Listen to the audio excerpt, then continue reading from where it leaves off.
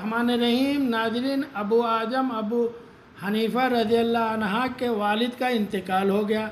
इमाम साहब रहमतुल्लाह अलैह 3 दिन तक ताज़ियत के लिए लोग आते रहे। चौथे दिन गली से गुजर रहे थे। आपके साथ खद्दाम, शागिर्द, इरादतमंद भी थे।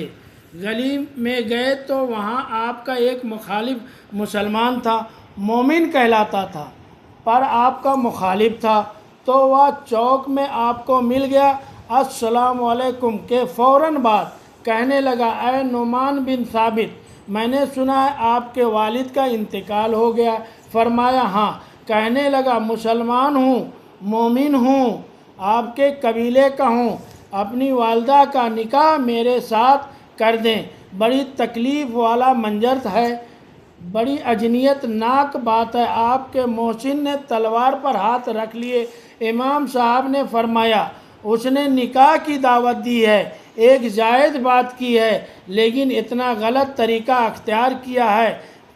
चौक में, चौराहों में बात होती हैं। फरमाया, मेरे कदमों में शरीयत की जंजीर हैं। मेरे रब मुझे सब्र और तकवे का हुक्म देता है।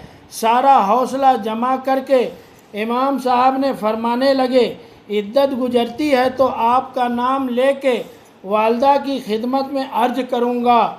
अगर वह आपसे निकाह करने में रजामंद हो गई तो मुझे एतराज़ नहीं होगा। यह जुमला कहने और बोझल कदमों से 4 कदम आगे उठाए तो इमाम साहब के आंसू निकल गए और अपने आंसू पोंछ कर कहने लगे कि कई दफ़ा यह इखलाक कितने सब्र आजमा हो जाता है और कितनी मुश्किल में इंसान को ले जाता है।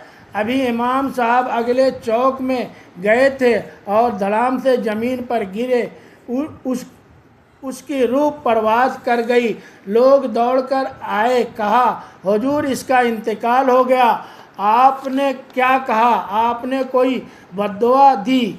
फरमाया, मैंने बद्दुआ नहीं दी। अबू हनीफ़ा के सब्र ने उसकी जान ले ली। उसने मेरे वालिदा के बारे में इस तरह चौक में जग रुसवाई की। यह अंदाज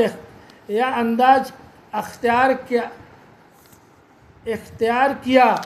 उसे पता था कि शरीयत इस्लामिया मुझे सब्र और तकवा का कहलाती है। जायज़ बात पर यह अंदाज जायज़ बात का फरमाया। उसने समझा था कि मैं लावारिस हूँ और जो मेरे साथ करेगा हो जाएगा। फरमाया, देखो ना, अल्लाह वली है मोमिन का। मेरे मालिक ने दस्तगीरी फरमाई और अबू हनीफ़ा के सब्र ने उसकी जान ले ली।